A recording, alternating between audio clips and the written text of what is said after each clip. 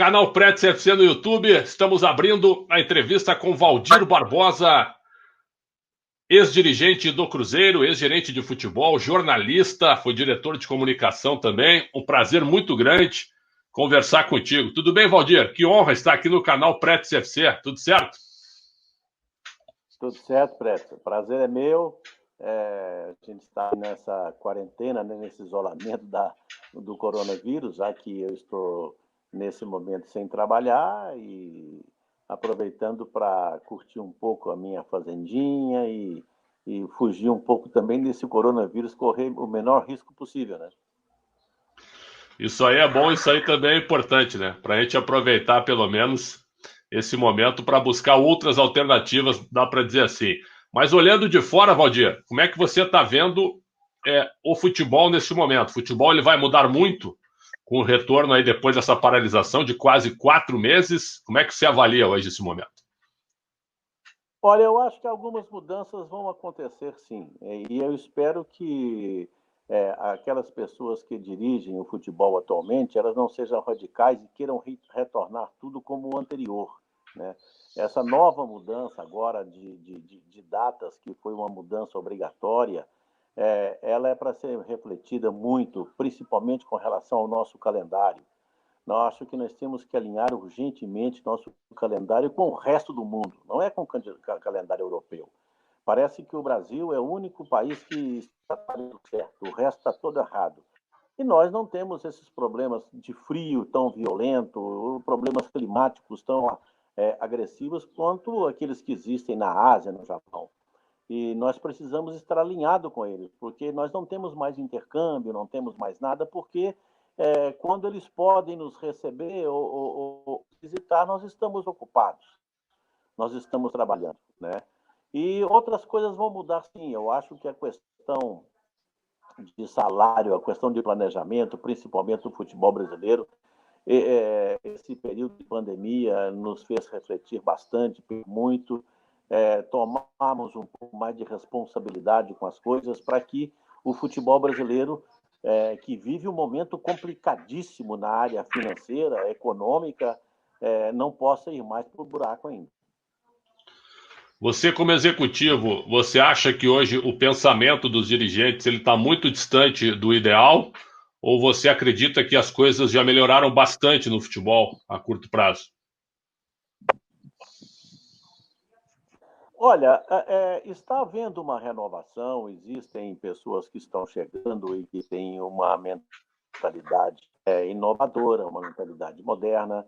O problema é o sistema, é a cultura que nós temos no futebol brasileiro, coisas que são muito difíceis de ser mudadas, né? Você não muda uma cultura de um dia para o outro, apenas com uma canetada. Você tem que ter consciência daquilo que está fazendo e o trabalho que tem que ser feito pensando não só agora, mas também no nosso futuro. Eu acho que a principal mudança que tem que acontecer nos clubes é com relação aos estatutos, formas que o conselho ou os conselhos têm que trabalhar. Eu acho que temos que juntar as integrantes do futebol. Eu entendo sempre que o futebol é um bolo dividido em 3 partes iguais, e cada um com 33,33% de responsabilidade e de igualdade. Nós temos a imprensa, nós temos o torcedor e nós temos o clube. Nenhuma funciona se as outras duas não funcionarem, ou se uma das outras duas não funcionarem. Você não tem um clube só com a imprensa trabalhando com você. Se não houver o torcedor, você não terá a imprensa. Se você não tiver a imprensa, é porque você não tem torcedor e não tem um clube estruturado. E a coisa é muito ligada. Nenhuma das partes é mais importante que a outra. O dia que nós julgarmos que somos iguais e que temos que trabalhar pelo mesmo objetivo, politicamente, eu acho que as coisas vão crescer muito mais. Você viveu os 3 lados, você pegou a fase áurea e agora você pegou a fase de baixa. Por que o Cruzeiro chegou nessa situação? Olha, é tudo questão administrativa, é questão de involução administrativa. Vejo o Cruzeiro da seguinte forma: nós temos O Cruzeiro tem duas etapas na sua história, muito marcantes.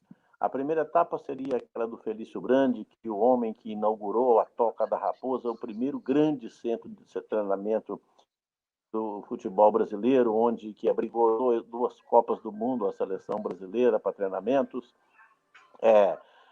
Ele montou uma equipe logo após a inauguração do Mineirão, que tinha Tostão, Dirceu, Piazza, Raul, Zé Carlos e Dirceu Lopes, e encantou o Brasil. Ali o Cruzeiro que a gente conhecido. E depois nós tivemos uma etapa com os irmãos Perrella, que deram uma ação muito maior ao Cruzeiro, ganharam Copa Libertadores, alguns campeonatos importantes, brasileiro, Copa do Brasil, e cresceram o Cruzeiro em termos de patrimônio. Só que o final do Felício Brandi, ele foi muito ruim. O final do Zezé Perrella também não foi muito bom. Mas, pelo menos naquela época, em 2011, o Cruzeiro não tinha dívida, praticamente não tinha dívida. O que o Cruzeiro devia, pagava com a venda do Gontijo, que é natural no futebol e muito normal. Veio a administração Gilvan de Pinho Tavares, aí houve uma série de situações de má administração financeira. Não estou dizendo que houve desonestidade. Eu estou dizendo que o Cruzeiro foi mal administrado. O Cruzeiro ganhou muito dinheiro, vendeu-se muito e não pagou praticamente ninguém. E ele foi um ganhador. Ele ganhou 2 campeonatos brasileiros seguidos, ganhou uma Copa do Brasil. Aí chegou a administração do Wagner Pires de Sá, já com uma dívida de praticamente 300 milhões de reais. Ao invés de se estancar aquilo que estava com o curso errado, não. Ampliou-se ainda mais a forma de administrar e de forma, digamos, irresponsável, o Cruzeiro atingiu hoje praticamente a R$1 bilhão de dívidas. A última que foi agora divulgada pelo novo departamento financeiro do clube, junto com as auditorias que foram feitas, 924 milhões. É uma coisa que, se pensar bem, é muito difícil de ser paga. Isso aí vai ter uma sequela de anos, 10 anos, 15 anos, talvez até mais, não sei. E é tudo forma de administrar, de não pensar em responsabilidade, de não pensar no momento, de não pensar no futuro, de pensar simplesmente naquilo que está acontecendo, em agradar ao torcedor, em fazer média, para levar vantagens políticas, sei lá. Então, isso aí, porque se você agrada a todos, você recebe elogios que talvez não merecesse, porque você mostra uma cara, mas a verdade é outra. E as pessoas que estão do lado de fora, muitas vezes, não sabem a realidade que está acontecendo lá dentro. Então, elas veem o trabalho de uma forma superficial, logicamente vão bater palma, né? E isso é que aconteceu no Cruzeiro. Coisas assim absurdas que merecem ser apuradas. O Ministério Público está em cima, a Polícia Civil também, só que já passou um ano e nenhum inquérito foi concluído. Então, nós temos que agilizar esse tipo de coisa. Eu acho que as autoridades têm uma responsabilidade muito grande sobre isso, porque o futebol é um grande negócio. E não é apenas uma brincadeirinha. Envolve uma série de situações. Envolve milhões gastos pela mídia, milhões gastos clubes, torcedores. Envolve o futebol, né? Olha o desastre que está com o futebol parado há 3 meses. É uma coisa impressionante, né? Pessoas que estão passando até necessidade. Então, nós temos que respeitar isso aí. Por isso é que eu falo, as autoridades mineiras, as autoridades brasileiras têm que cuidar um pouco mais do lado moral do futebol. Agora, Valdir, você acha que o Cruzeiro sobe com o pé nas costas? O Adilson Batista acha que vai subir facilmente. O Anderson Moreira voltou para arrumar casa. Mas a gente vê o nível de contratações. A gente sabe que as contratações nesse momento elas são de meninos, de jovens com qualidade, mesclados com jogadores experientes que ficaram. Você acha que o Cruzeiro sobe com o pé nas costas na Série B do jeito que vai ser, com um jogo em cima do outro? Ô, Pretzel, o futebol ele nos reserva muitas surpresas. Quando você fala Cruzeiro, ele deveria subir com o pé nas costas, né? Mas por que ele caiu? Tem uma razão de ser, né? Teoricamente é uma das melhores equipes e vai disputar a Série B. Só que nós não vimos o time jogar. Sabemos do reflexo daquilo tudo que vem do ano passado, como ele será absorvido agora. E existe uma conta que as pessoas não estão fazendo. Eu não estou vendo ninguém falar sobre isso. O Cruzeiro perdeu 6 pontos na FIFA. Tudo bem, é verdade. Agora, para você garantir classificação na Série B do Campeonato Brasileiro, você tem que fazer aí 65 pontos para que não corra risco de não classificar. Porque normalmente se classifica com 61, 62, 63, mas já classificou o quarto com 66. Mas só que isso é uma coisa muito difícil de acontecer. Você, para não cair para a segunda divisão, normalmente tem que fazer 45 é o número de quase garantia. Mas você se classifica com 42, 43, 41. Mas já houve uma época que ficou com 45, 45 ficou fora. Então, eu digo 65 é um número para você trabalhar, com quase certeza de subida. O campeonato ele tem 100 pontos para serem disputados. O Cruzeiro tem 108, porque ele deve 6. Então, ele tem 108 para disputar. Ele precisa hoje de fazer 60% dos 108 pontos para atingir 65. 60% dos pontos de uma competição não são tão fáceis como imagina. Então, o Cruzeiro estreia contra o Botafogo de Ribeirão aqui em Belo Horizonte. Teoricamente, o Cruzeiro tem que ganhar. Deverá ser o vencedor. Só que vai jogar sem ter feito nenhum amistoso, com uma equipe picada, um treinador novo e com uma responsabilidade que o clube nunca teve, que é sair desse buraco.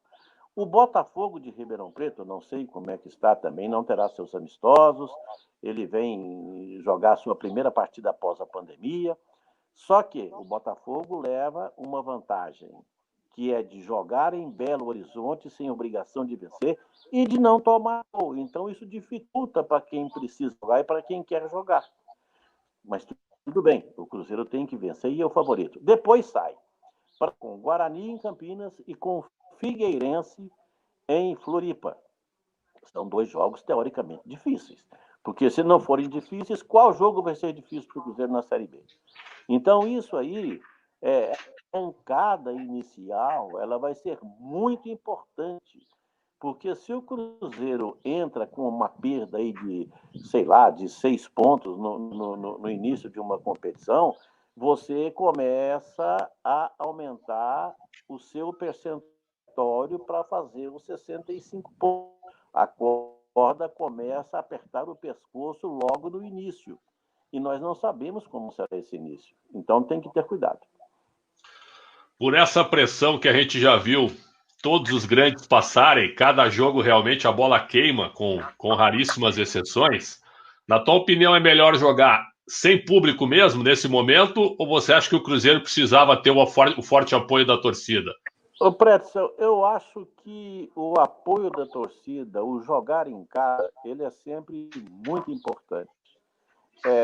Porque se você não souber conviver com a pressão, seja ela pequena, ou média, ou grande, você não pode jogar no clube, né? Veja bem, esses jogos do Campeonato Europeu. Como não tem torcida, acabou muito das equipes que são mandantes. Jogar fora é muito pior. E eu acho que o Cruzeiro tem que jogar em casa as suas partidas e pontuar. Pontuar o necessário para conseguir a classificação.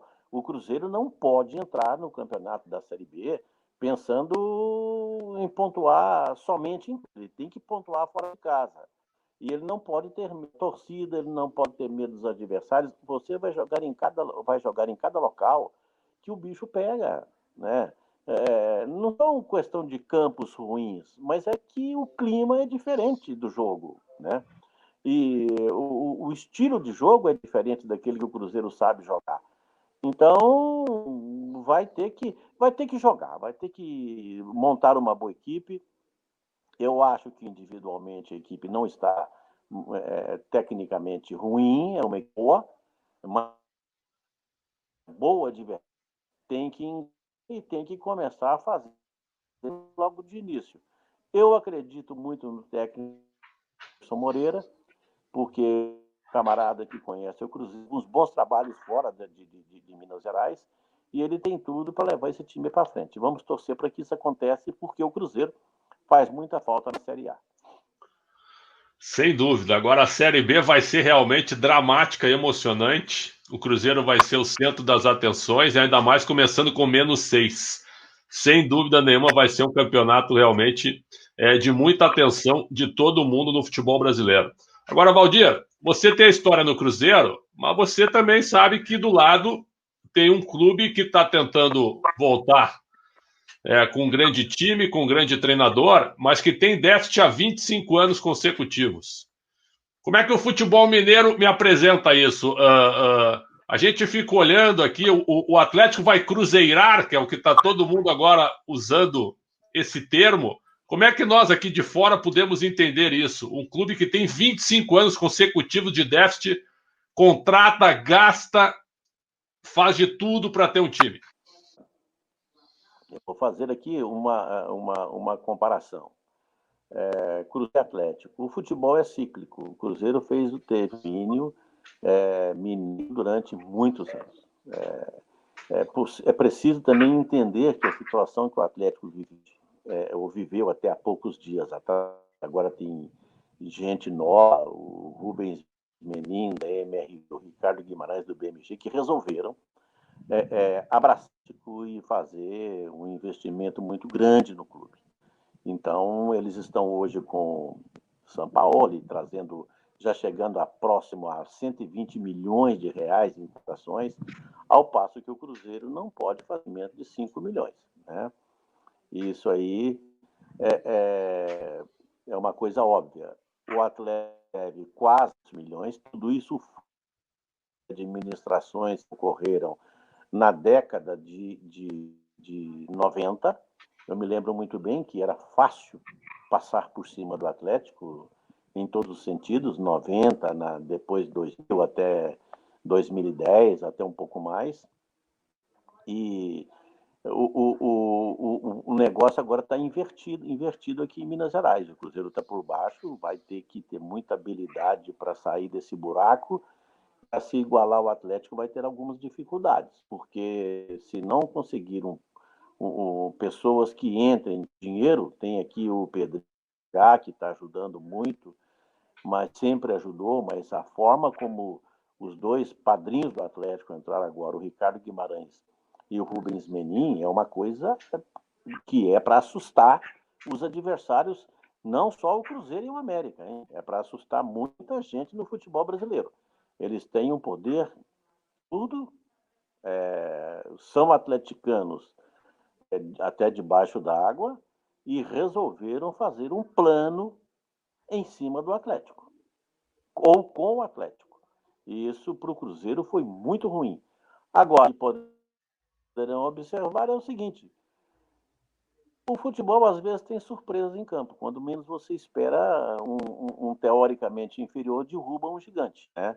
E pela rivalidade que nós temos aqui, isso aí, como tem Inter, Palmeiras e São Paulo, Corinthians e Santos, sei lá, Flamengo e Fluminense, país afora, eu sei que o Cruzeiro vai ser uma incógnita em 2020.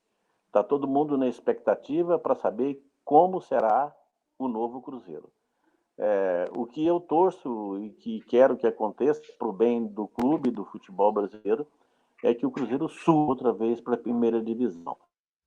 Porque se houver um desastre, como houve do ano passado, e o Cruzeiro não subir, aí a coisa vai ficar muito, muito complicada. para a gente fechar, meu caro Valdir, sempre te agradecendo, como é bom conversar contigo e revê-lo. Você acredita que o Flamengo vai impor um domínio no futebol brasileiro, como o Bayern está colocando na Alemanha, como a Juventus está colocando na Itália? Você acha que o Flamengo vai abrir demais o leque, a distância aqui no Brasil? Olha, o futebol brasileiro é muito diferente daquilo que acontece na Europa. Pode acontecer uma supremacia aí, mas nós vamos ter que ver o desenrolar dos próximos 6 meses pós-pandemia.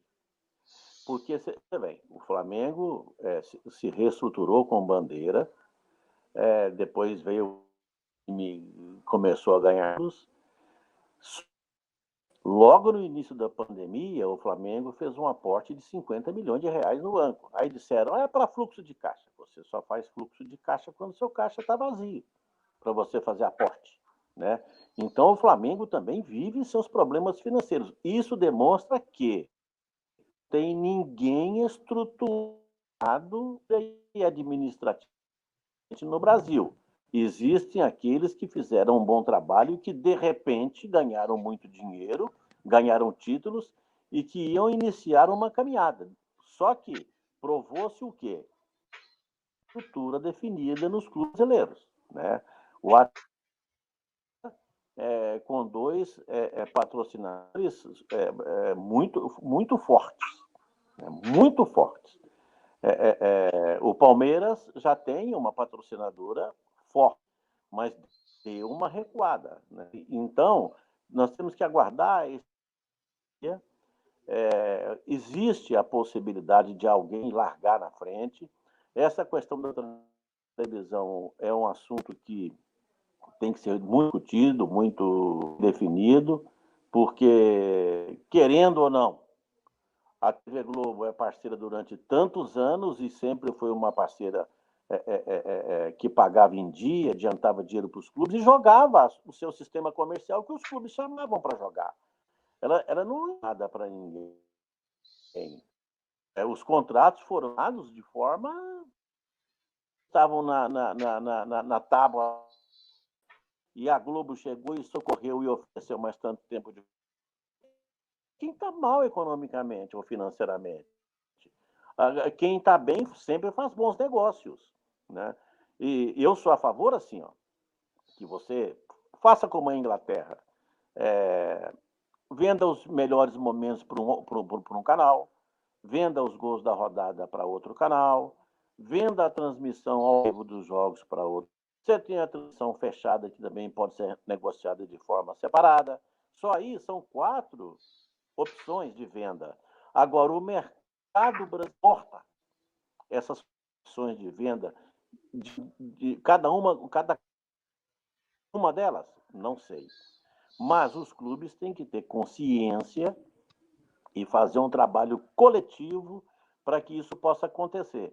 Não é apertou, liga para a televisão, liga não sei para quem, pede 5 milhões, recebe os 5 milhões e já assina por mais 3 anos.